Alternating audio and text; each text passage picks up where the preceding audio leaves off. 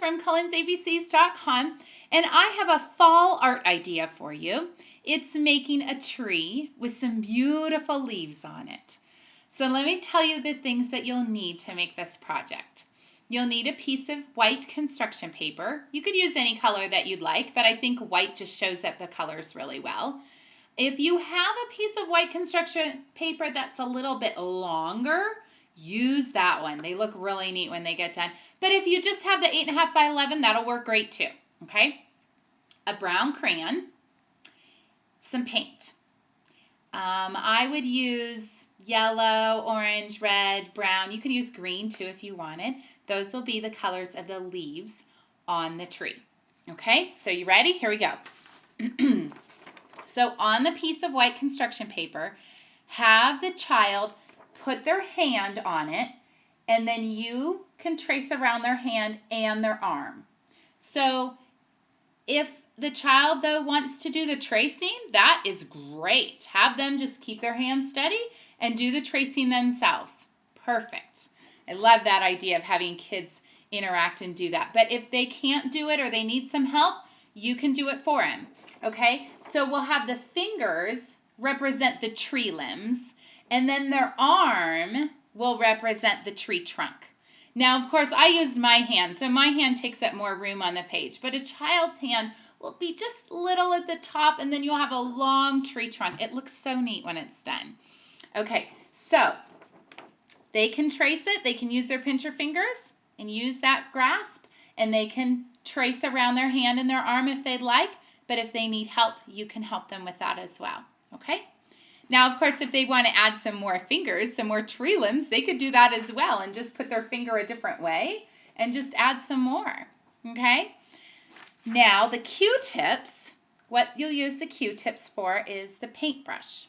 Of course, you could use sponges, you could use paintbrushes, anything like that to do this with. I just thought the Q-tips would be fun, and they make a neat print. So, children will be using the Q-tips kind of like they would use a pencil or a crayon. Encourage them to use it with their pencil like they would hold a pencil, okay? And then they dip it in, and then they put it on to their paper. So these are the leaves on their fall tree. Now when they're holding this like a pencil, they're using their 3-finger grasp like this, and they're controlling it like they would a pencil. So they're building those muscles in their hands. Okay, so I'm just going to go ahead and dip in the Q-tip in some paint and then put it on the paper, and then I'll show you kind of what it could look like. Now with the paint, I just put it on a plate like this, but in the classroom what I do is I put the paint in individual bowls. So I put the brown in one bowl, orange in one bowl, yellow in one bowl, red in another bowl, and so on. So then they have less chance of getting mixed up. Okay, so go ahead and dip it in there. Now I put a thin layer of paint in the bowl because then they can just dip it a little bit like this. Okay, so I'm just going to dip it in there, and then I'm just going to have it go on the tree like this. Okay, they can dip it once and get a bunch of dots out of it. Though it's up to them. If they want to dip it one time, put it on the paper, dip it again, they can do that. Okay, and then I'd have another Q-tip for another color. You'll need a bunch of Q-tips if you have a lot of children in your classroom.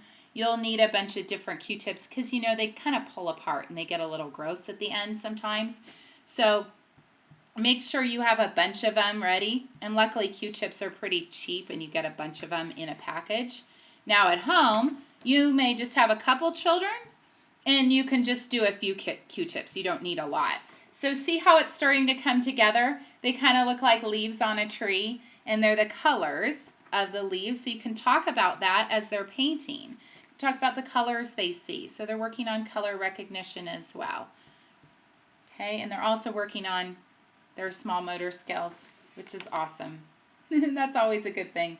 They're painting and having fun, but they're working on small motor skills as well. So I'm just going to put a little bit of brown on here.